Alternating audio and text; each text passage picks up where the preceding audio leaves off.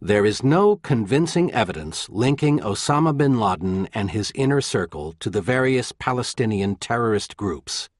And most Palestinian terrorists do not share al-Qaeda's desire to launch a global Islamic restoration or restore the caliphate. In fact, the PLO was secular and nationalist, not Islamist. And it is only in the last decade or so, as the occupation has ground on, that many Palestinians have become more attracted to Islamist ideas. Nor are their activities, however heinous and deplorable, simply random violence directed against Israel or the West.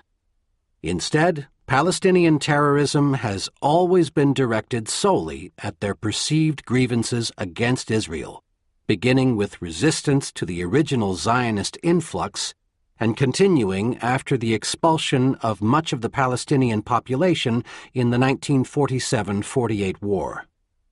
Today, these actions are largely a response to Israel's prolonged campaign to colonize the West Bank and Gaza Strip, and a reflection of the Palestinians' own weakness. These territories contained few Jews when Israel captured them in 1967, but Israel spent the next 40 years colonizing them with settlements, road networks, and military bases, while brutally suppressing Palestinian attempts to resist these encroachments.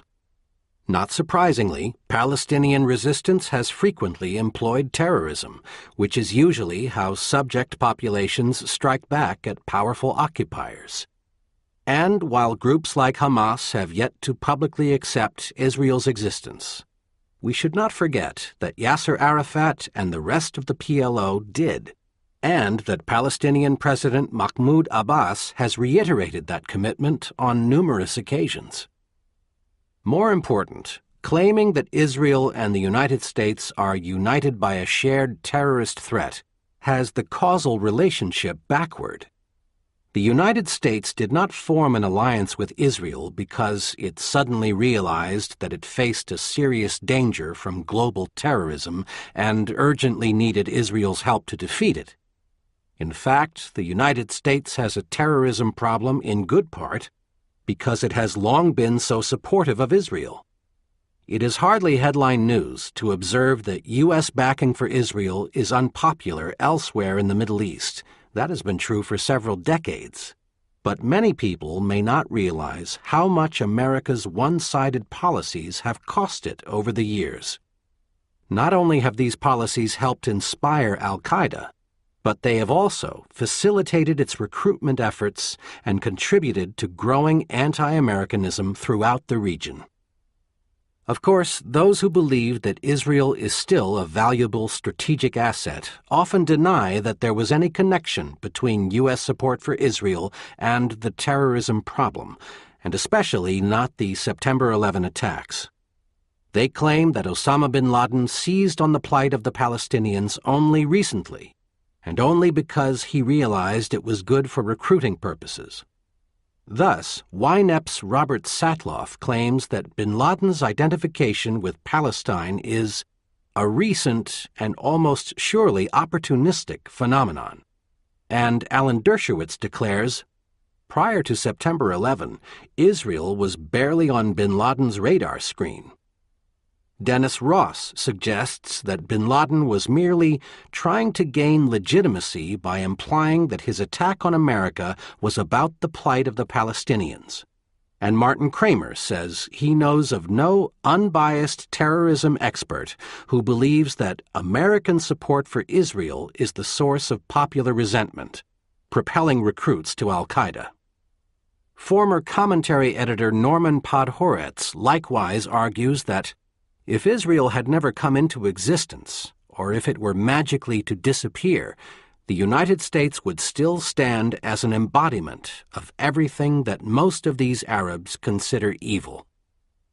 It is not surprising that some of Israel's defenders offer such claims, because acknowledging that U.S. support for Israel has fueled anti-American terrorism and encouraged growing anti-Americanism would require them to admit that unconditional support for Israel does in fact impose significant costs on the United States.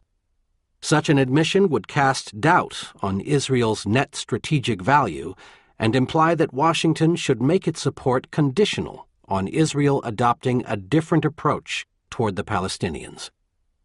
Contrary to these claims, there is, in fact, abundant evidence that U.S. support for Israel encourages anti-Americanism throughout the Arab and Islamic world, and has fueled the rage of anti-American terrorists. It is not their only grievance, of course, but it is a central one. While some Islamic radicals are genuinely upset by what they regard as the West's materialism and venality, its alleged theft of Arab oil, its support for corrupt Arab monarchies, its repeated military interventions in the region, etc., they are also angered by U.S. support for Israel and Israel's harsh treatment of the Palestinians. Thus, Saeed Qutb, the Egyptian dissident whose writings have been an important inspiration for contemporary Islamic fundamentalists, was hostile to the United States both because he saw it as a corrupt and licentious society, but also because of U.S. support for Israel. Or, as Saeed Mohammed Hussein Fadlallah, spiritual leader of Hezbollah, put it in 2002, "I believe that America bears responsibility for all of Israel, both in its occupation of the lands of 1948 or in all its settlement policies in the lands occupied since 1967, despite the occasional utterance of a few timid and embarrassed words which disapprove of the settlements. America is a hypocritical nation, for it gives solid support and lethal weapons to the Israelis, but gives the Arabs and the Palestinians only words." One need not agree with such sentiments to recognize the potency of these arguments in the minds of many Arabs and to realize how unquestioned support for Israel has fueled anger and resentment against the United States. An even clearer demonstration of the connection between U.S. support for Israel and anti-American terrorism is the case of Ramzi Youssef, who masterminded the first attack on the World Trade Center in 1993 and is now serving a life sentence in a U.S. prison. Not only did Youssef mail letters to several New York newspapers taking credit for the attack and demanding that the United States terminate aid to Israel, he also told the agents who flew him back to the United States following his arrest in Pakistan in 1995 that he felt guilty about causing U.S. deaths. But as Steve Call recounts in his prize-winning book Ghost Wars, Youssef's remorse was overridden by the strength of his desire to stop the killing of Arabs by Israeli troops, and by his belief that bombing American targets was the only way to cause change. Youssef reportedly also said that he truly believed his actions had been rational and logical in pursuit of a change in U.S. policy toward Israel. According to Call, Youssef mentioned no other motivation during the flight and no other issue in American foreign policy that concerned him.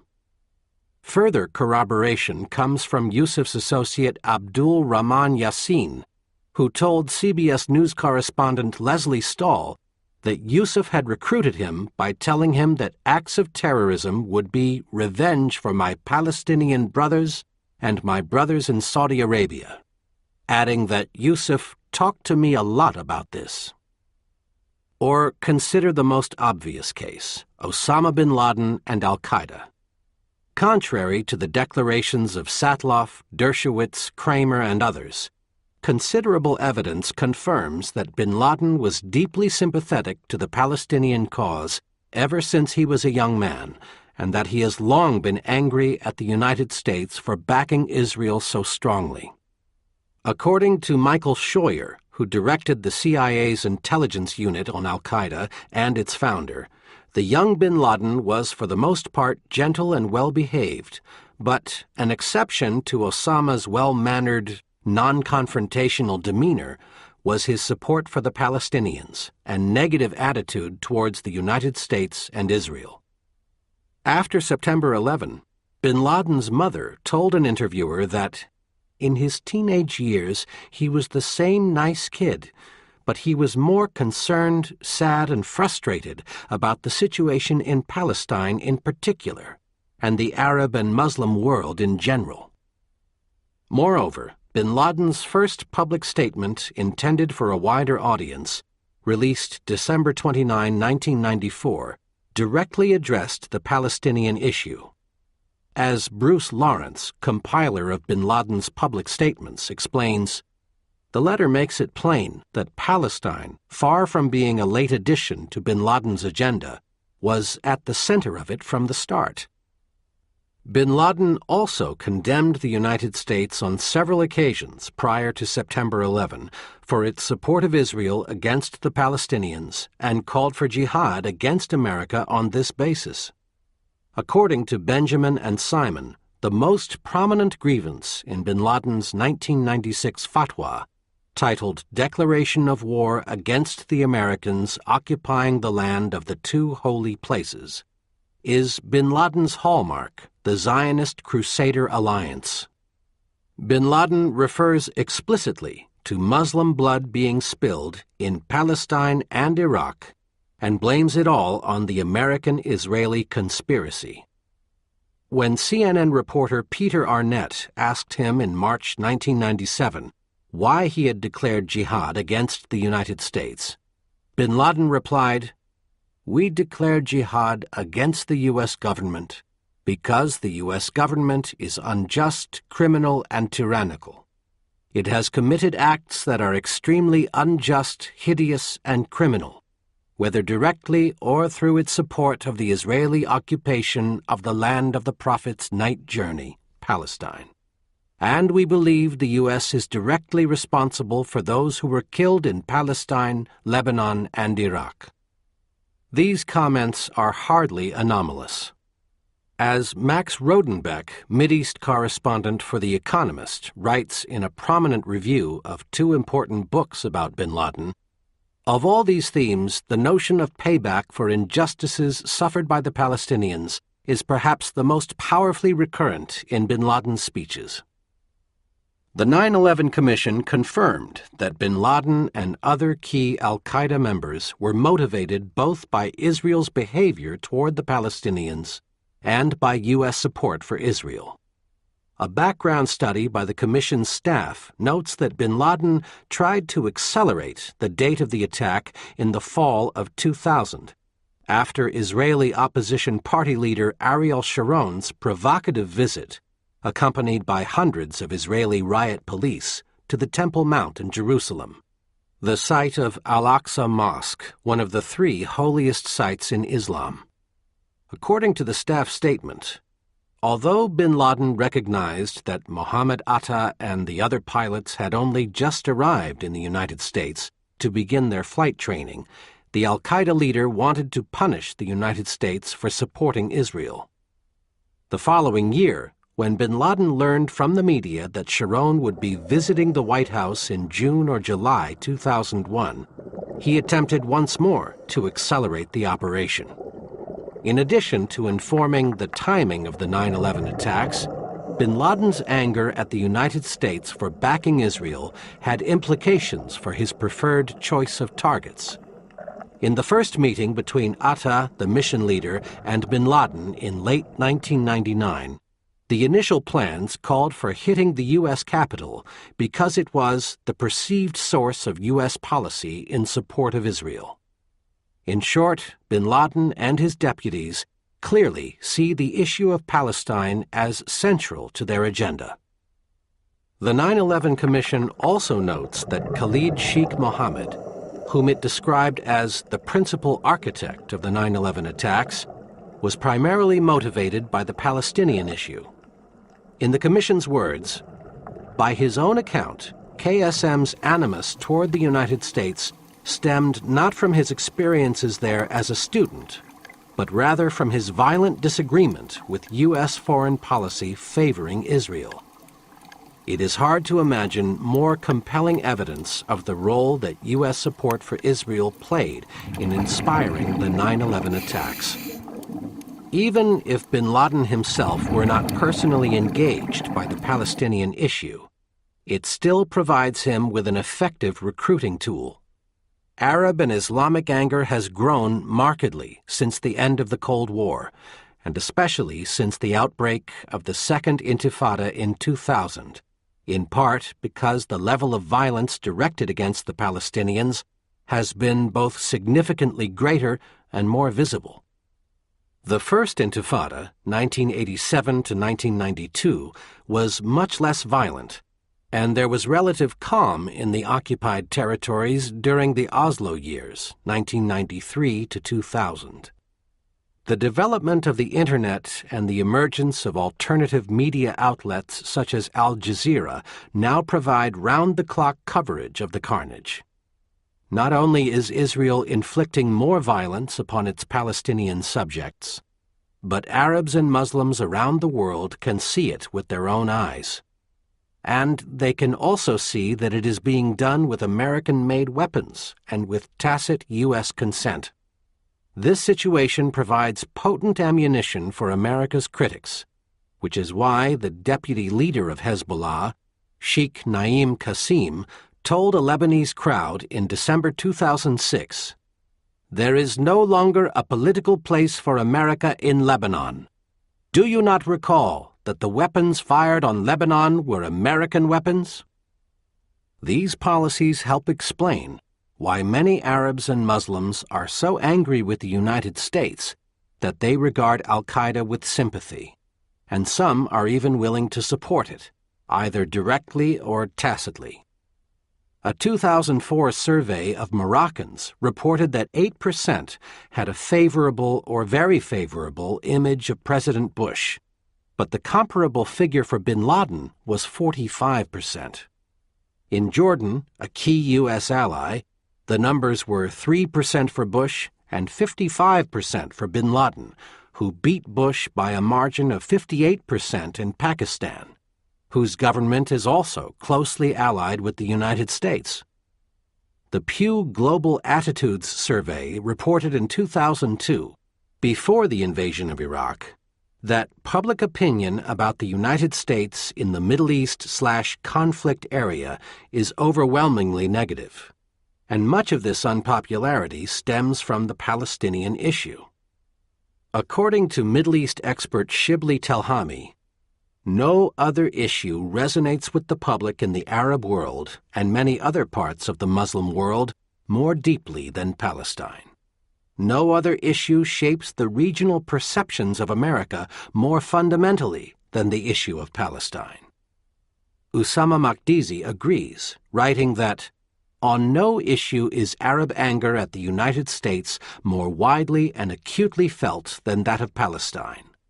For it is over Palestine that otherwise antithetical Arab secularist and Islamic interpretations of history converge in their common perception of an immense gulf separating official American avowals of support for freedom from actual American policies.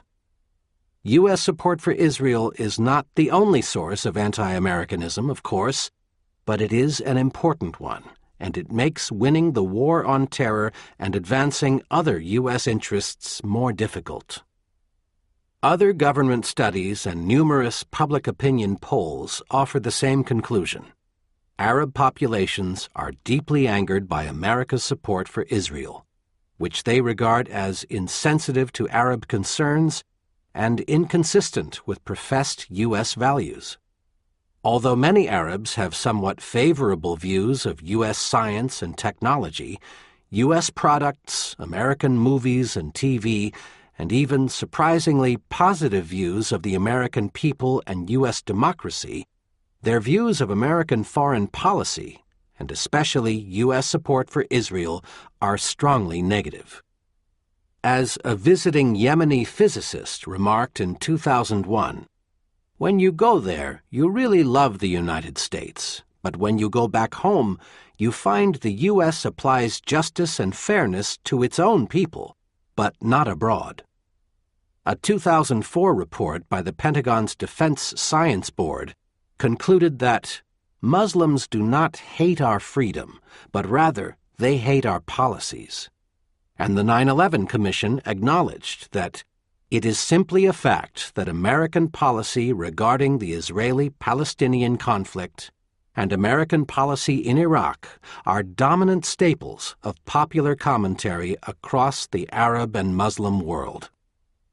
Similarly, when the respected polling firm Zogby International asked citizens of 6 Arab countries if their attitude toward America was shaped by their feelings about American values or by U.S. policies, an overwhelming percentage of respondents indicated that policy played a more important role. When asked open-ended questions about their first thought when they think of America, the most common answer is unfair foreign policy. And when asked what the United States could do to improve its image, the most frequent answers are change Middle East policy and stop supporting Israel. Not surprisingly, after Congress directed the State Department to establish an advisory group on public diplomacy for the Arab and Muslim world in June 2003, the group's report found that citizens in these countries are genuinely distressed at the plight of the Palestinians and at the role they perceive the United States to be playing. Prominent Arab leaders and well-informed public commentators confirm that unconditional U.S. support for Israel has made the United States increasingly unpopular throughout the Middle East. UN Special Envoy Lakhdar Brahimi, whom the Bush administration enlisted to help form an interim Iraqi government in June 2004, said that the great poison in the region is the Israeli policy of domination and the suffering imposed on the Palestinians, adding that people throughout the Middle East recognized the injustice of this policy and the equally unjust support of the United States for this policy. In 2004, Egyptian President Hosni Mubarak warned, "There exists a hatred of America never equaled in the region, in part because Arabs see Israeli Prime Minister Sharon act as he wants, without the Americans saying anything."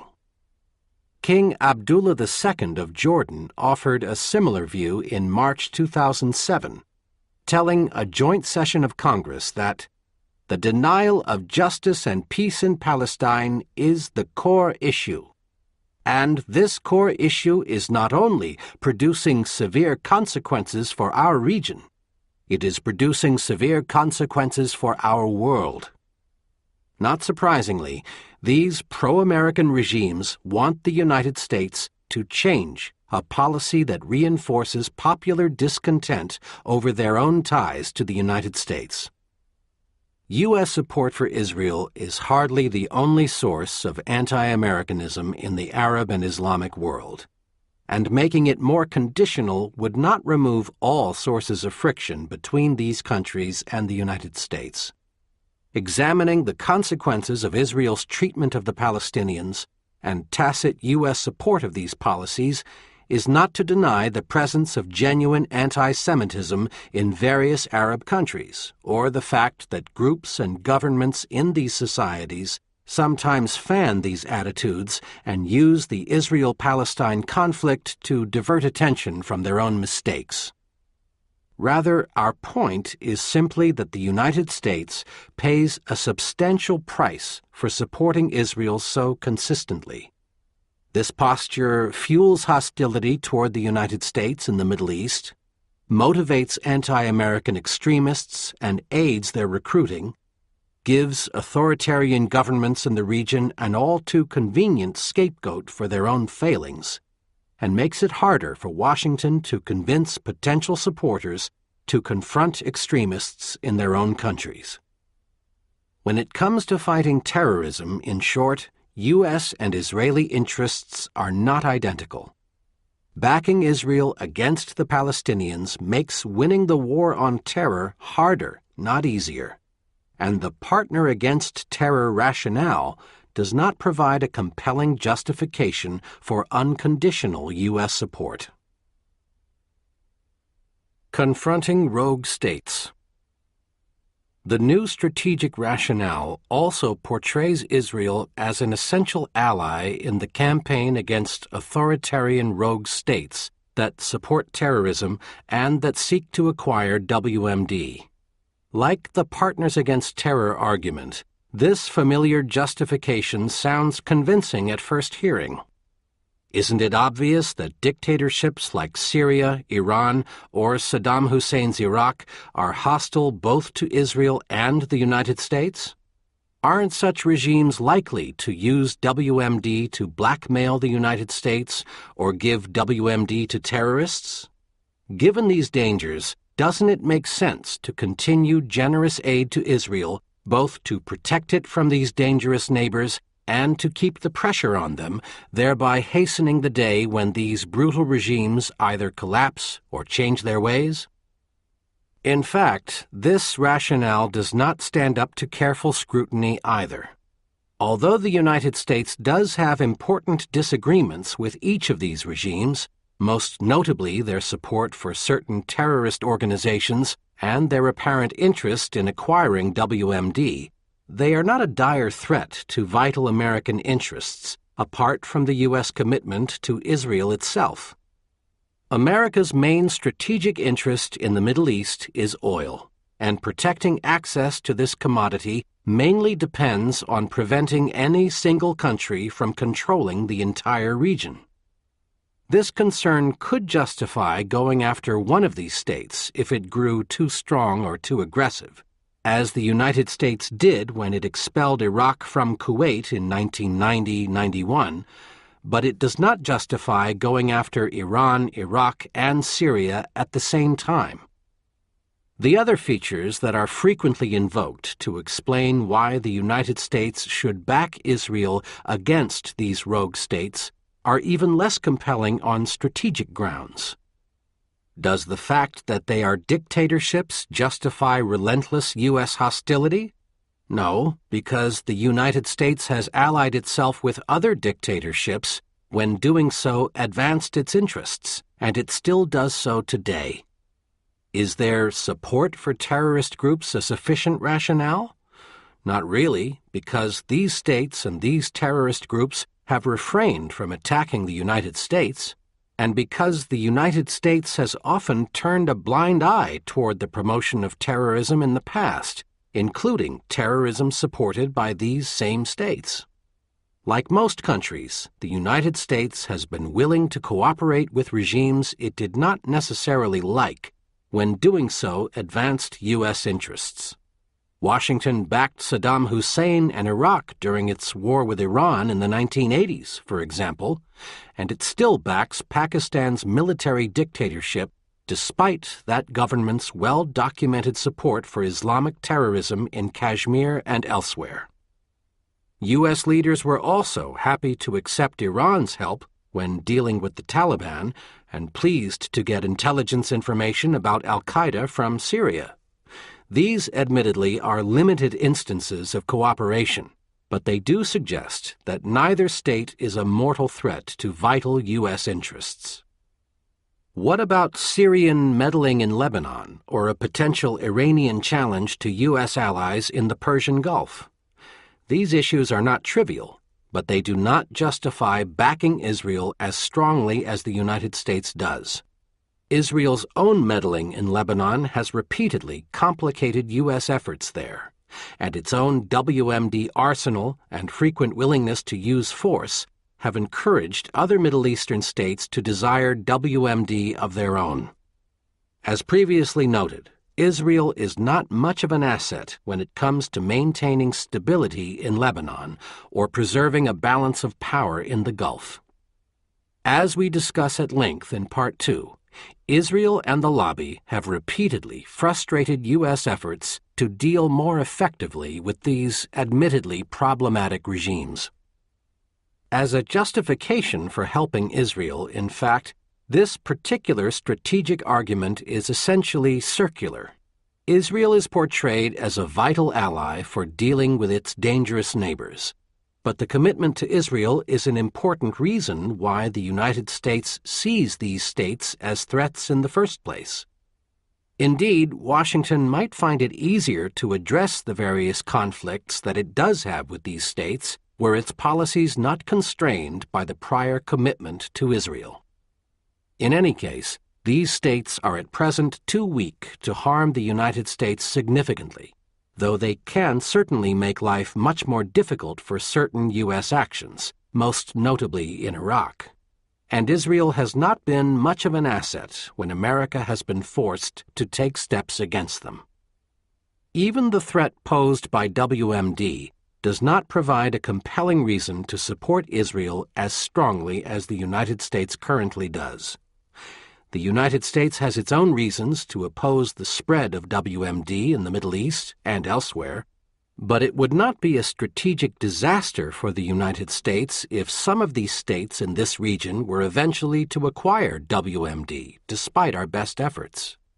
Instead, U.S. concerns about Saddam's WMD programs or Iran's current nuclear ambitions derive largely from the threat they are said to pose to Israel. President Bush admitted as much in March 2006, saying, "The threat from Iran is, of course, their stated objective to destroy our strong ally, Israel." Yet, given that both Israel and the United States have powerful nuclear forces of their own, this danger is overstated. Attacking the United States or Israel directly is out of the question, because Israel has several hundred weapons of its own and the United States has thousands. If either country were ever attacked, the perpetrator would immediately face a devastating retaliation.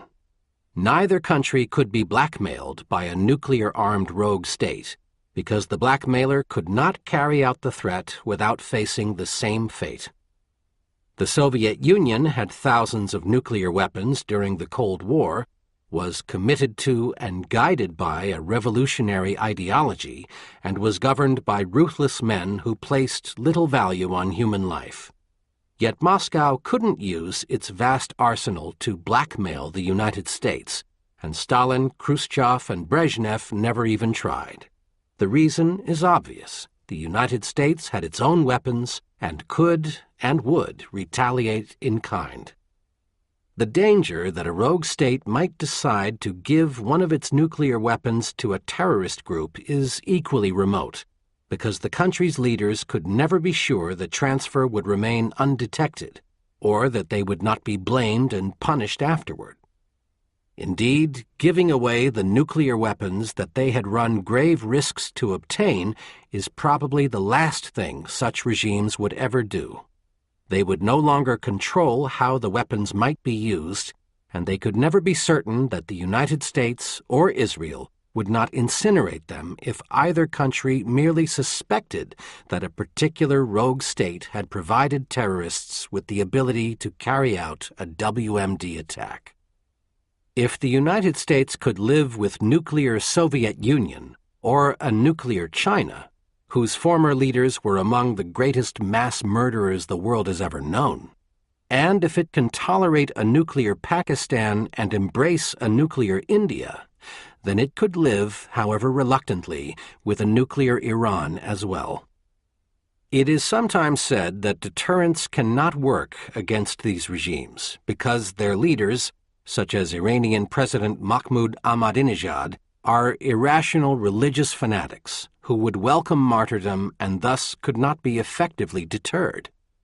In the words of the Washington Post's Charles Krauthammer, against millenarian fanaticism glorying in a cult of death, deterrence is a mere wish.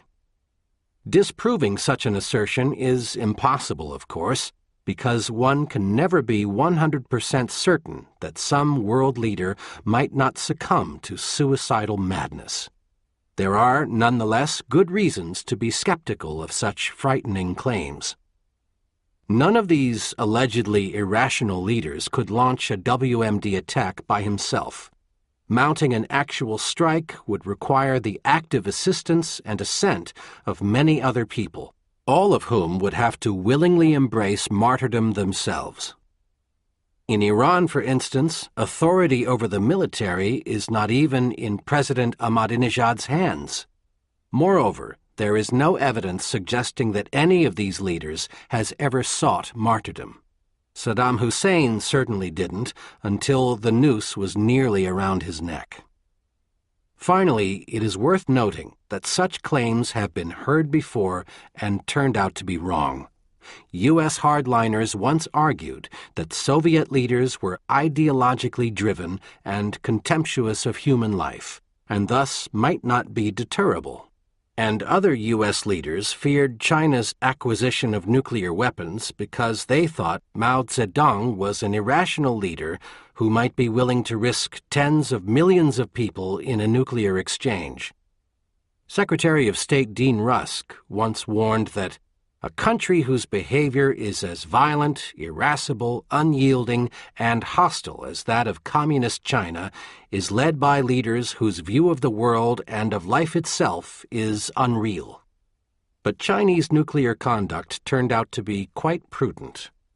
U.S. leaders should not be complacent about the spread of WMD in the Middle East, but this problem is not a sufficient strategic justification for backing Israel as strongly as the United States currently does. Even if Syria or Iran does present challenges for the United States in places like Lebanon or Iraq, or if they either have or want WMD, the U.S. relationship with Israel actually makes it harder to deal effectively with them. Israel's nuclear arsenal is one reason why some of its neighbors want nuclear weapons, and threatening them with regime change has merely reinforced that desire. America's willingness to back Israel in spite of Israel's own nuclear arsenal and its refusal to sign the NPT also makes the United States look hypocritical when it tries to confront would-be proliferators about their own weapons programs. Yet Israel is not much of an asset when Washington contemplates using force against these regimes, as it has done twice in Iraq, because Israel cannot participate in the fight. Moreover, the combination of U.S. support for Israel and Israel's continued oppression of the Palestinians has also eroded America's standing in many other quarters and made it more difficult to obtain meaningful cooperation on important strategic issues like the war on terrorism or the related effort to democratize the Middle East. As noted in Chapter 1, foreign populations generally see the United States as too supportive of Israel, and many foreign elites think its tacit support for Israel's policies in the occupied territories is morally obtuse. In April 2004, for example, 52 former British diplomats sent Prime Minister Tony Blair a letter saying that the conflict between Israel and the Palestinians had poisoned relations between the West and the Islamic and Arab worlds, and warning that the policies of Bush and Sharon were one-sided and illegal and will cost yet more Israeli and Palestinian blood. Blair did not really need to be told, however, as he tried repeatedly, though unsuccessfully, to get the Bush administration to engage this issue more seriously. Not to be outdone, a group of 88 former U.S. diplomats quickly followed suit with a similar letter to President Bush. Even prominent Israelis, such as the veteran military correspondent Zev Schiff, understood that the continuation of this conflict, including the Israeli occupation, will most certainly lead to new waves of terror. International terrorism, which the Americans fear so much, will spread. The consequences of all this became clear in 2006, when U.S. efforts to forge a Sunni coalition to help deal with the deteriorating situation in Iraq and to balance a rising Iran were undermined by Sunni concerns that the United States had consistently taken Israel's side in its conflict with the Palestinians, and their awareness that it would be politically dangerous to get too close to the Americans. According to the Wall Street Journal, Arab diplomats say countries such as Saudi Arabia, Egypt, Qatar, Kuwait, and the United Arab Emirates will find it difficult to publicly stand with the U.S. on Iran and on broad regional stability, unless Washington pressures Israel on a peace initiative. Or, as one Arab diplomat put it, the road to Baghdad runs through Jerusalem and not the other way around. And that is why the bipartisan Iraq Study Group concluded in December 2006 that the United States will not be able to achieve its goals in the Middle East unless the United States deals directly with the Arab-Israeli conflict. In short, treating Israel as America's most important ally in the campaign against terrorism and against assorted Middle East dictatorships exaggerates Israel's ability to help on these issues, overlooks how the relationship contributes to these problems, and ignores the ways that Israel's policies make U.S. efforts to address them more difficult. Israel's strategic value has declined steadily since the end of the Cold War. Steadfast support for Israel can no longer be justified by the argument that it is helping us defeat a great power rival. Instead, backing Israel unconditionally helps make the United States a target for radical extremists and makes America look callous and hypocritical in the eyes of many third parties, including European and Arab allies. The United States still benefits from various acts of strategic cooperation with Israel, but on balance, it is more of a liability than an asset. A dubious ally. A final reason to question Israel's strategic value is that it sometimes does not act like a loyal ally. Like most states, Israel looks first and foremost to its own interests, and it has been willing to do things contrary to American interests when it believed, rightly or wrongly, that doing so would advance its own national goals.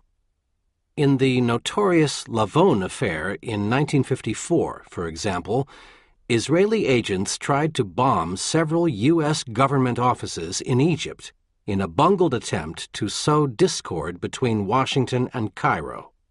Israel sold military supplies to Iran while U.S. diplomats were being held hostage there in 1979-80, and it was one of Iran's main military suppliers during the Iran-Iraq War, even though the United States was worried about Iran and tacitly backing Iraq. Israel later purchased $36 million worth of Iranian oil in 1989 in an attempt to obtain the release of Israeli hostages in Lebanon. All of these acts made sense from Israel's point of view, but they were contrary to American policy and harmful to overall U.S. interests. In addition to selling weapons to America's enemies, Israel has transferred American technology to third countries, including potential U.S. adversaries like China, actions that violated U.S. laws and threatened American interests. In 1992, the State Department's Inspector General reported that starting in 1983, there was evidence of a systematic and growing pattern of unauthorized transfers by Israel. At about the same time, the General Accounting Office officials looking into the Dotan affair, the embezzlement and illegal diversion of millions of dollars of U.S. military aid by the former head of Israeli Air Force procurement, made repeated efforts to meet with Israeli officials to discuss the matter. According to the GAO, the government of Israel declined to discuss the issues or allow U.S. investigators to question Israeli personnel. Little has changed in recent years. Indeed, even Douglas Feith, the former Undersecretary of Defense and a consistent supporter of Israel, was reportedly angry when Israel agreed in 2004 to upgrade a killer drone it had sold to China in 1994. Something is going badly wrong in the U.S.-Israeli military relationship, said another senior Bush administration official. Amplifying these tensions is the extensive espionage that Israel engages in against the United States. According to the GAO, the Jewish state conducts the most aggressive espionage operations against the United States of any ally. Stealing economic secrets gives Israeli firms important advantages over American businesses in the global marketplace, and thus imposes additional costs on U.S. citizens. More worrying, however, are Israel's continued efforts to steal America's military secrets. This problem is highlighted by the infamous case of Jonathan Pollard, an American intelligence analyst who gave Israel large quantities of highly classified material between 1981 and 1985. After Pollard was caught, the Israelis refused to tell the United States what Pollard gave them. The Pollard case is but the most visible tip of a much larger iceberg. Israeli agents tried to steal spy camera technology from a U.S. firm in 1986, and an arbitration panel later accused Israel of perfidious, unlawful, and surreptitious conduct, and ordered it to pay the firm, Recon Optical Inc., some $3 million in damages. Israeli spies also gained access to confidential U.S. information about a Pentagon electronic intelligence program and tried unsuccessfully to recruit Noel Koch, a senior counterterrorism official in the Defense Department. The Wall Street Journal quoted John Davitt, former head of the Justice Department's Internal Security Section, saying that those of us who worked in the espionage area regarded Israel as being the second most active foreign intelligence service in the United States. A new controversy erupted in 2004 when a key Pentagon official, Larry Franklin, was arrested on charges of passing classified information regarding U.S. policy toward Iran to an Israeli diplomat, allegedly with the assistance of the two senior Aipac officials, Steve Rosen and Keith Weissman. Franklin eventually accepted a plea bargain and was sentenced to 12 years in prison for his role in the affair, and Rosen and Weissman are scheduled to go on trial in the fall of 2007. Israel is, of course, not the only country that spies on the United States, and Washington conducts extensive espionage against both allies and adversaries as well. Such behavior is neither surprising nor particularly reprehensible, because international politics is a rough business and states often do unscrupulous things in their efforts to gain an edge over other countries. Nonetheless, the close relationship between Washington and Jerusalem has made it easier for Israel to steal American secrets, and it has not hesitated to do just that. At the very least, Israel's willingness to spy on its principal patron casts further doubt on its overall strategic value, especially now that the Cold War is over. Conclusion. There is no question that Israel has derived substantial benefits from U.S. support, although one might also argue that this support has been used to pursue policies such as settlement construction, that were not in Israel's long-term interest. It is also clear that the United States derived some strategic value from its aid to Israel, especially during the Cold War. Yet these benefits cannot fully justify or explain why the United States has been willing to give Israel such consistent support over such an extended period. Subsidizing and protecting Israel may have been a net plus for the United States at the height of the Cold War, though even this claim is not open and shut. But that rationale evaporated when the Soviet Union collapsed and the superpower competition in the Middle East ended.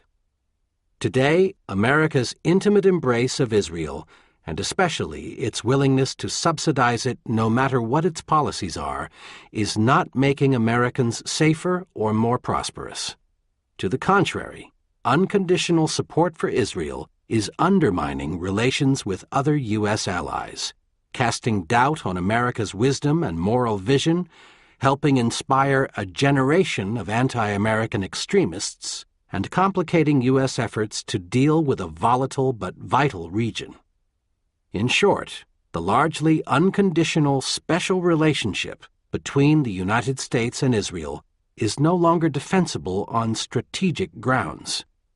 If a convincing rationale is to be found, we must look elsewhere. In the next chapter, we examine the moral case for American support. Chapter 3. A Dwindling Moral Case.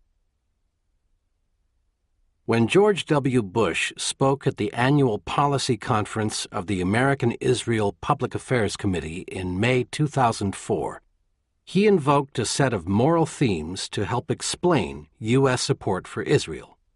The president began his speech by applauding Aipac's efforts to strengthen the ties that bind our nations, our shared values, our strong commitment to freedom. He went on to emphasize that Israel and the United States have much in common. We're both born of struggle and sacrifice. We're both founded by immigrants escaping religious persecution in other lands. We have both built vibrant democracies built on the rule of law and market economies.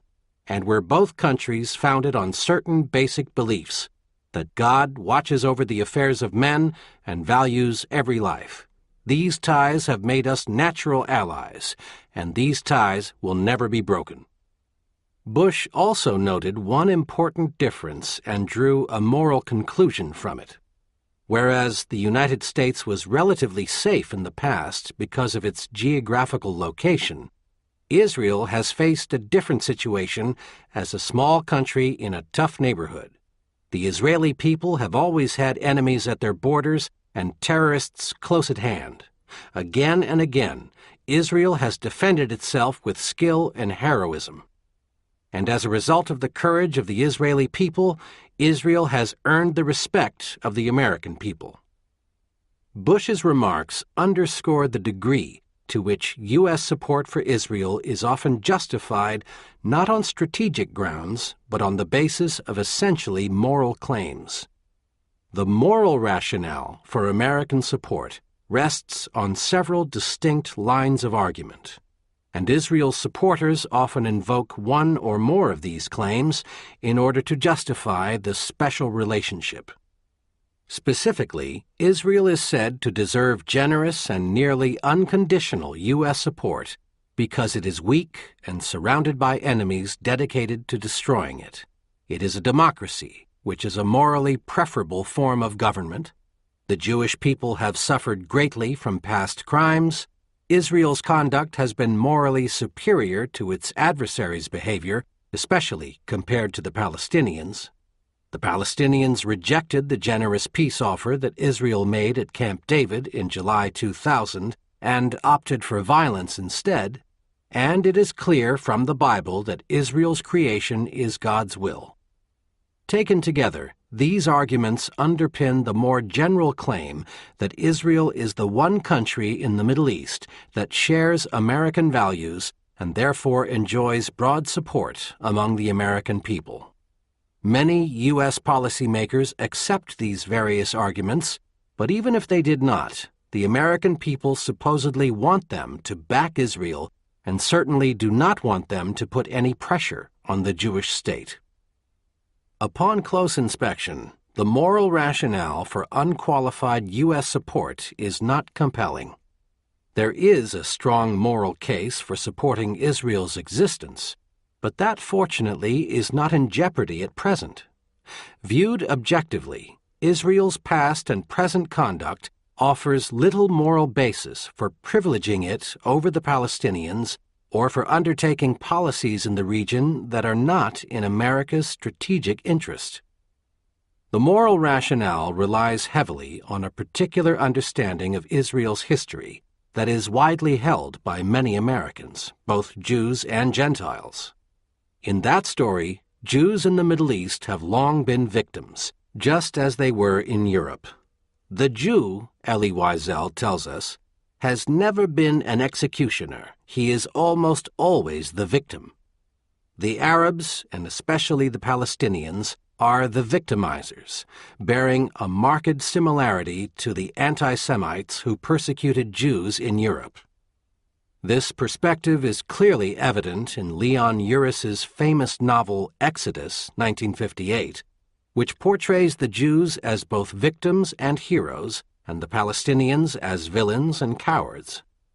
This book sold 20 million copies between 1958 and 1980 and was turned into a popular movie, 1960. Scholars have shown that the Exodus narrative has had an enduring influence on how Americans think about the Arab-Israeli conflict. The conventional wisdom about how Israel was created and how it has subsequently behaved toward the Palestinians as well as neighboring states is wrong. It is based on a set of myths about past events that Israeli scholars have systematically demolished over the past 20 years. While there is no question that Jews were frequently victims in Europe, in the past century they have often been the victimizers in the Middle East, and their main victims were and continue to be the Palestinians. Not only is the basic point backed up by an abundance of evidence, but it is also intuitively plausible. After all, how could Jews coming to Palestine from Europe create a state of their own without taking harsh measures against the Arab population that already dwelt in the land they wanted for their new state? Just as the Europeans who created the United States and Canada could not do so without committing significant crimes against the native inhabitants, it was virtually impossible for the Zionists to carve out a Jewish state in Palestine without committing similar crimes against the local residents, who were bound to resent their encroachments and attempt to resist them. Unfortunately, this new history, as it is called in Israel, has not been adequately acknowledged in the United States, which is one reason why the moral rationale still carries significant weight for many Americans. Israel's more recent conduct is a different matter, however. With the global reach of the Internet and 24-hour cable news networks, many Americans have seen considerable evidence of Israel's brutal treatment of its Palestinian subjects in the occupied territories.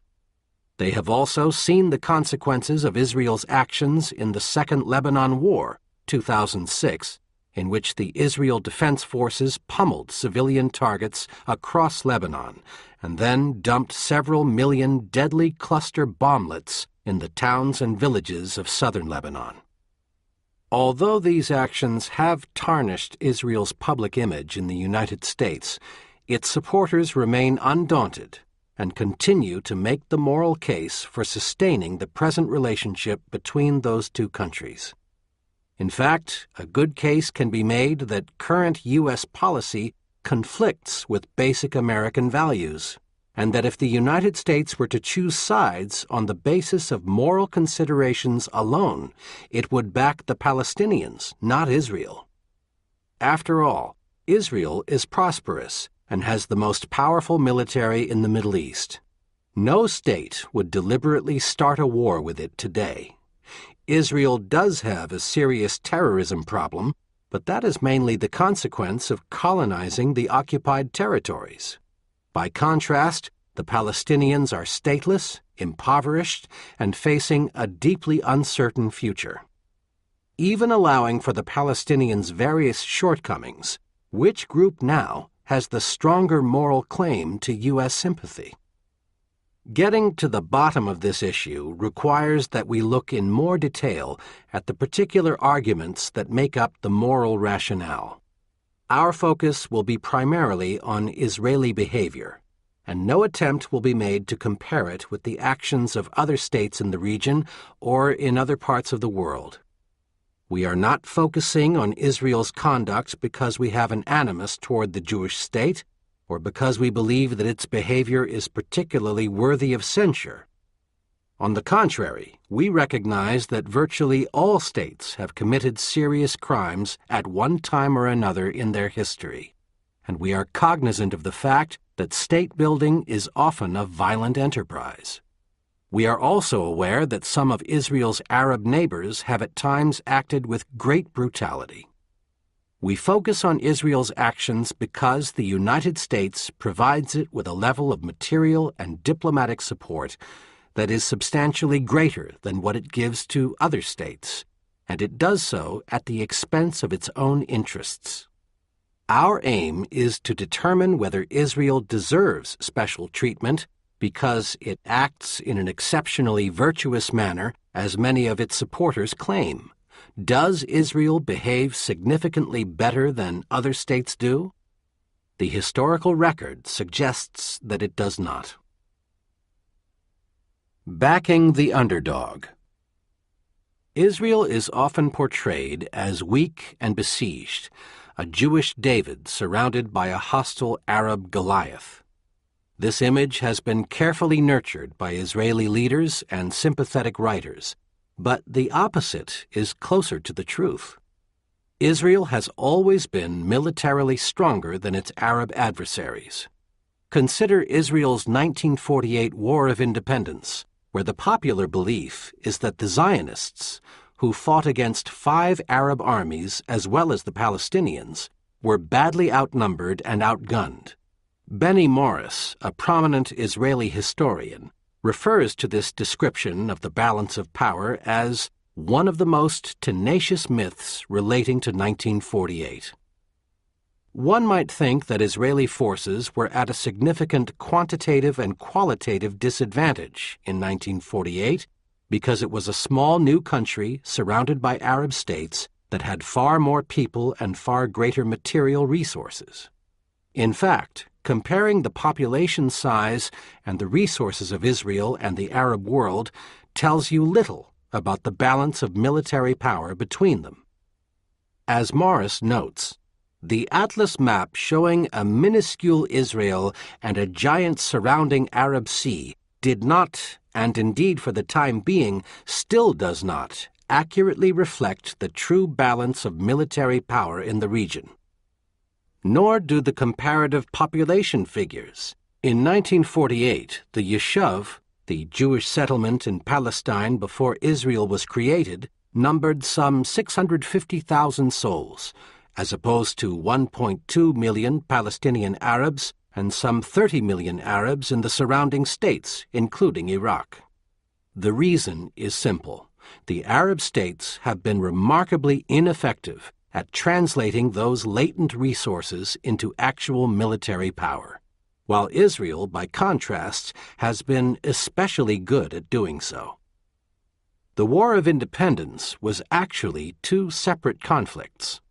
The first was a civil war between the Jews and the Palestinians, which started on November 29, 1947, the day of the UN decision to partition Mandate Palestine, and ran until May 14, 1948, the day Israel declared its independence.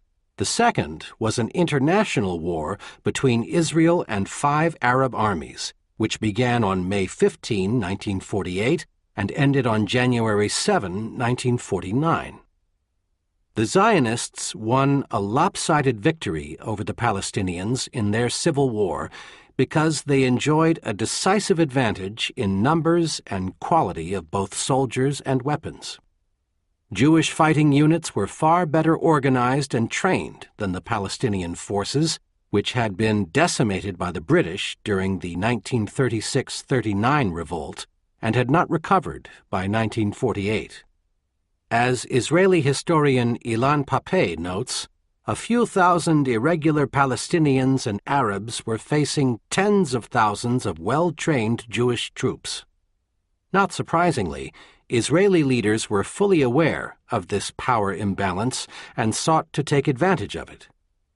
In fact, Yigal Yadin, a senior military commander in the 1948 war and the IDF's second chief of staff, maintained that if it had not been for the British presence in Palestine until May 1948, we could have quelled the Arab riot in 1 month. The Israelis also had a clear advantage in manpower throughout their war with the 5 Arab armies. Morris notes that when the fighting started in mid-May, Israel fielded some 35,000 armed troops as compared with the 25,000 to 30,000 of the Arab invading armies. By the time of Operation Danny in July, the IDF had 65,000 men under arms, and by December, close to 90,000 men under arms, at each stage significantly outnumbering the combined strength of the Arab armies ranged against them in Palestine. Israel also enjoyed an advantage in weaponry, save for a brief 25 days at the start of that conflict, May 15 to June 10, 1948. Moreover, with the possible exception of Transjordan's small Arab Legion, the quality of the Israeli fighting forces was far superior to their Arab adversaries, and they were much better organized as well. In short, the Zionists won the civil war against the Palestinians and the international war against the invading Arab armies because they were more powerful than their adversaries, despite the absolute advantage in population that their Arab foes enjoyed. As Morris notes, it was superior Jewish firepower, manpower, organization, and command and control that determined the outcome of battle. The IDF won quick and decisive victories against Egypt in 1956 and against Egypt, Jordan, and Syria in 1967, before large-scale U.S. aid began flowing to Israel. In October 1973, Israel was a victim of a stunning surprise attack by the Egyptian and Syrian armies. Although an outnumbered IDF suffered serious setbacks in the first days of fighting, it quickly recovered and was on the verge of destroying the Egyptian and Syrian armies when the United States and the Soviet Union intervened to halt the fighting. The remarkable turnaround, according to Morris, was due to the fact that the IDF's machines, both in the air and on the ground, were simply superior.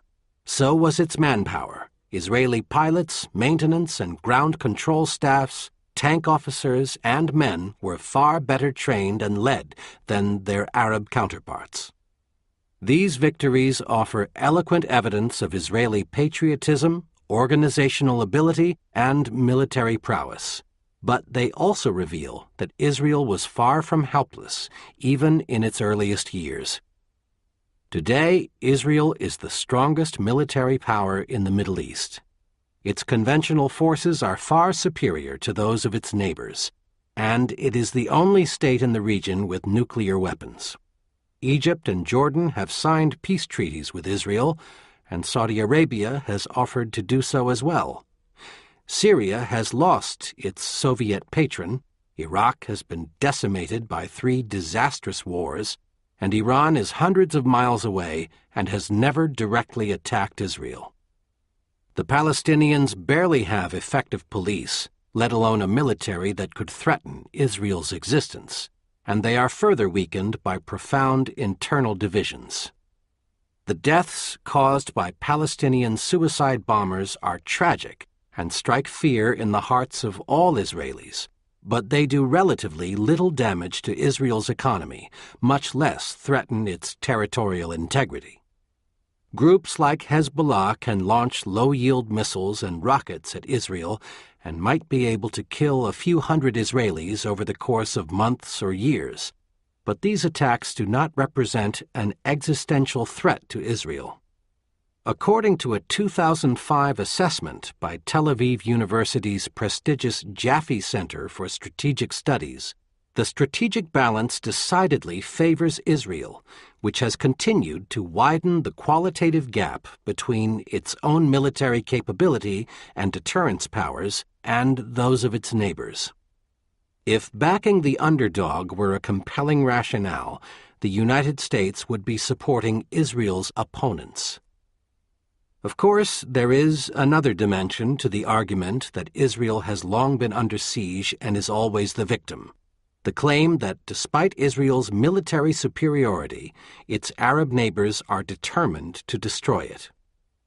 Indeed, some argue that the Arabs precipitated wars in 1948, 1967, and 1973 in order to drive the Jews into the sea.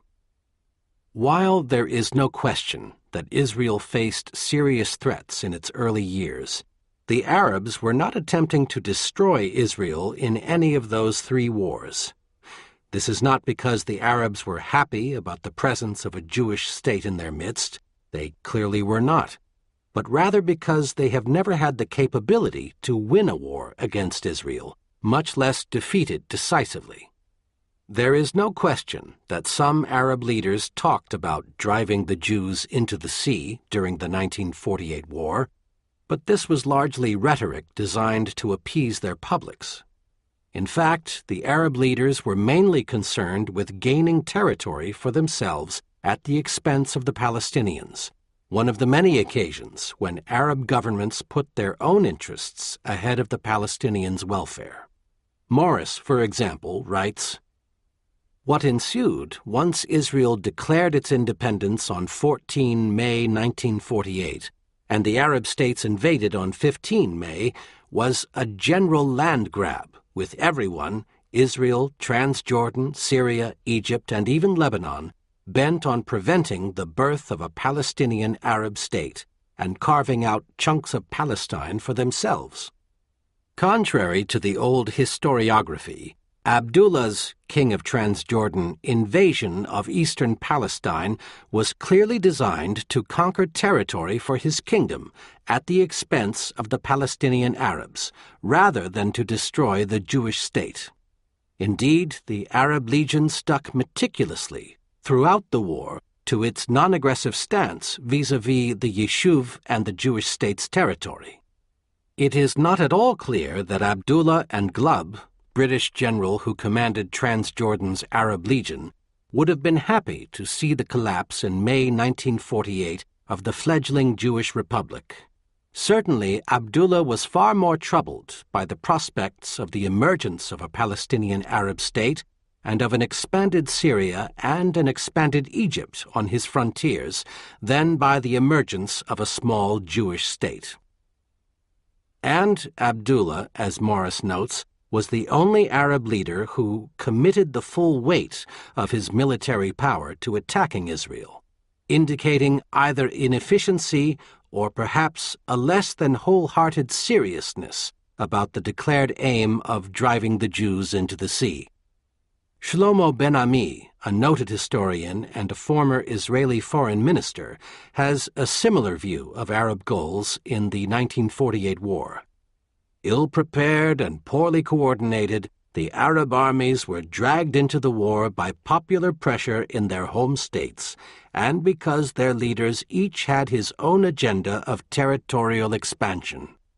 Securing the establishment of a Palestinian state was less of a motive for the Arab leaders who sent their armies to Palestine than establishing their own territorial claims or thwarting those of their rivals in the Arab coalition. The myth of Israel as a victim is also reflected in the conventional wisdom about the 1967 war, which claims that Egypt and Syria are principally responsible for starting it. In particular, the Arabs are said to have been preparing to attack Israel when the IDF beat them to the punch and scored a stunning victory.